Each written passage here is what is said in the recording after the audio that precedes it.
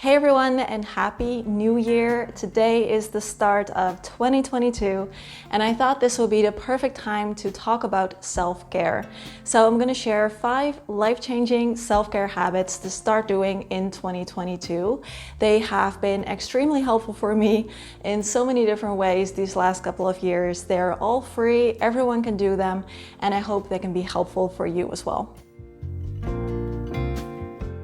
Hi my friends, welcome back, and if you're new here, my name is Vera and this is a place where you can get tips and inspiration for living a simpler, happier and calmer life. So be sure to hit subscribe down below if you want to follow along with future videos. And I also have a really exciting announcement that I want to share with you. I'm going to do that a little bit later in the video. So for now, let's just begin with the first self-care habit. The first self-care habit that I want to discuss today is something I've had to learn to do consistently myself, and that is scheduling regular breaks and actually taking those breaks. I think a large part of self-care is just realizing that we don't always have to be on all the time and that there's a time for action and a time for inaction, and both are equally important.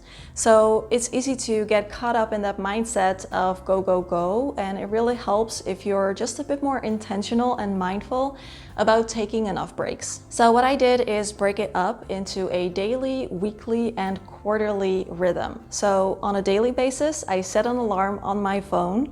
For every hour or hour and a half, I'll take a 5 to 10 minute break. Then on a weekly basis, I will try and keep one day a week free in my calendar.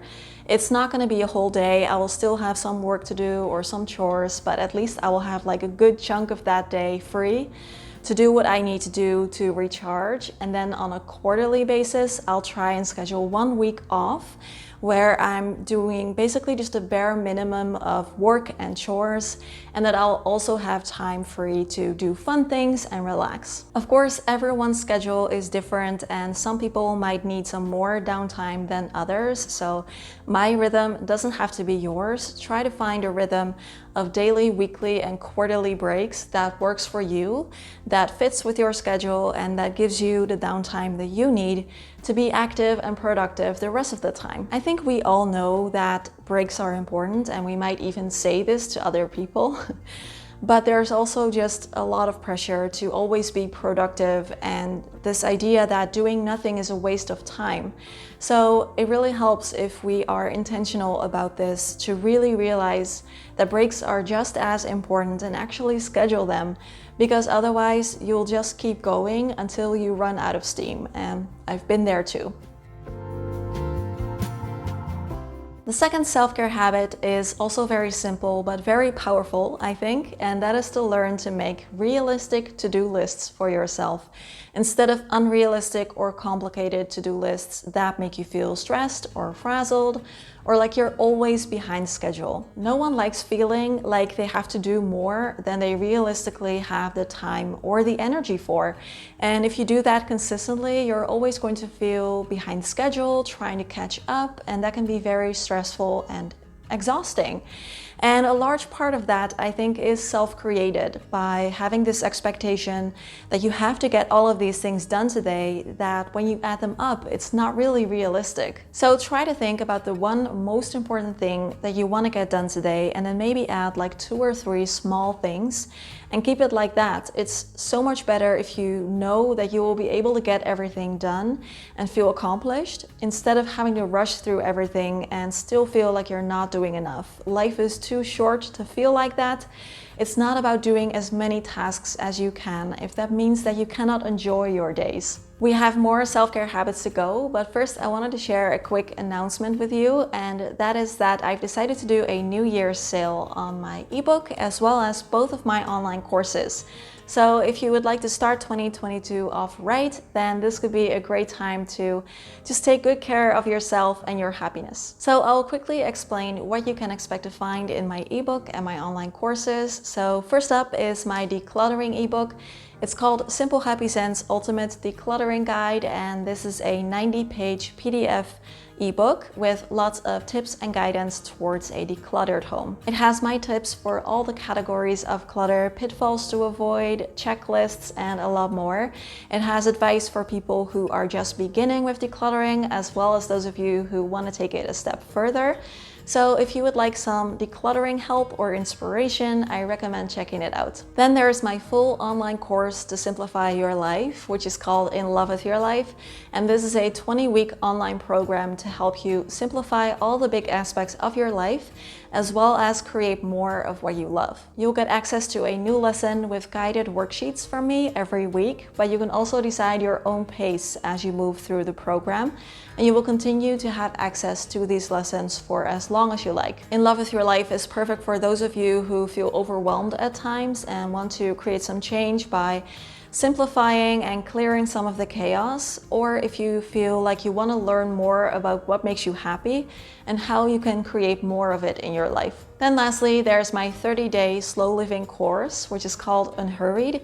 And Unhurried is just a lovely 30-day program where every day you will get an email from me with that day's new lesson and inspiring challenge to help you experience the benefits of slow living directly into your everyday life. The challenges are short, realistic, and easy to fit into a busy lifestyle, and this one is perfect for anyone who is craving a slower and simpler life, but doesn't really know where to start. And just like with In Love with Your Life, you will have lifetime access to the materials, so you can repeat the program as many times as you like. So to celebrate the new year, I decided to offer a 15% discount on my ebook and both of my courses. So you can use the code SELFCARE22 at checkout, and you can use this code for one of them. You can also use it for more of them, whatever you like. And I will leave the links with information about what's in the programs and reviews and what other people had to say in the description box below. The sale will last until January 15th, and if you have any questions for me, then feel free to leave them in the comments and I'll answer them there. I've said it before and I will say it again, try to get some time free from electronics and screens after waking up and before going to bed. I think many of us know that this is important, but how many of us actually do this consistently? I know for me, I don't do this every day, and I always notice a big difference when I start or end my days with screens as opposed to having my screen-free time. I always notice that when I start my day with checking my email or I end the day with reading the news, it changes how my mind works the rest of the day. And if I get that lovely screen-free time at the start of my morning without any information about work or the world or anything, it's just me and my boyfriend enjoying our breakfast, enjoying our green tea. Everything just feels a lot more centered and mindful and peaceful. Not to mention that the blue light your screens emit can affect how well you sleep, so it's just important for a lot of different reasons. Try to get at least 30 minutes of screen-free time after waking up and before going to bed, and if that is easy for you, then try making it an hour. See how it feels if you give your brain the time to slowly wake up and slowly wind down instead of just cramming it full of information all day. I think you will definitely notice a big difference. Another self-care habit to start doing in 2022 is asking for help when you need it. And this can be with small things like taking over a chore, or it can be with bigger things like talking about your feelings when you feel stuck.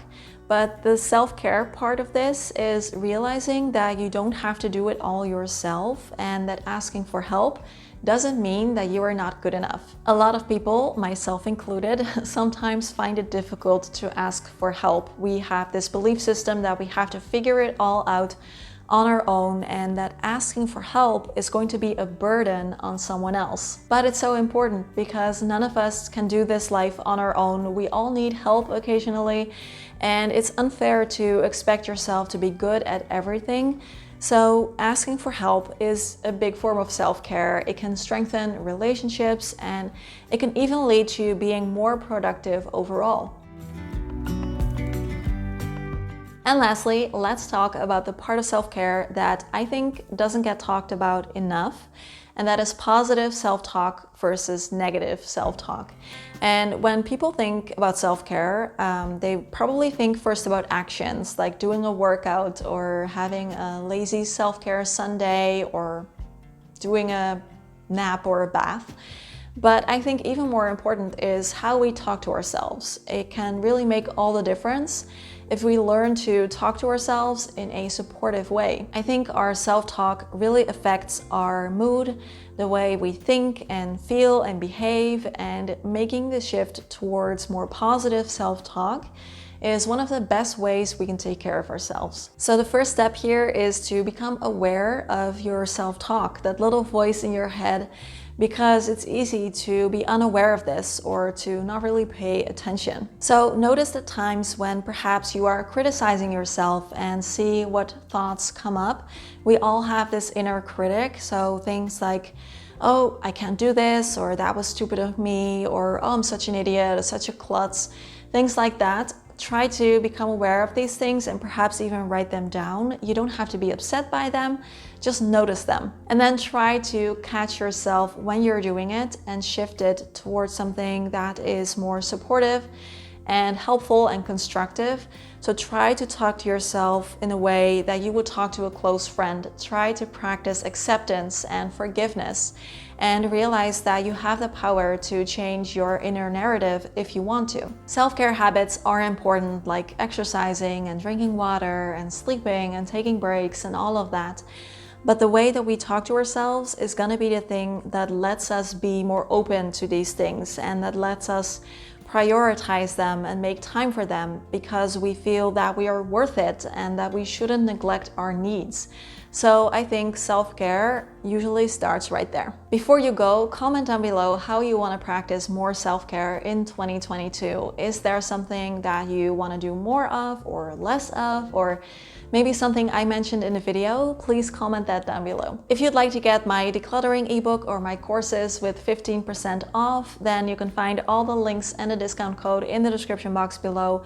And again, if you have any questions about them, or if you'd like to know which of them would be a good fit for you, then please leave that in the comments as well. If you enjoyed this video, you will also love this one with tiny ways you can simplify your life, or this one about how to be a happier person. As always, questions, comments, conversations down below. Thank you for being here in 2022 as well, and I will see you again next week. Bye bye.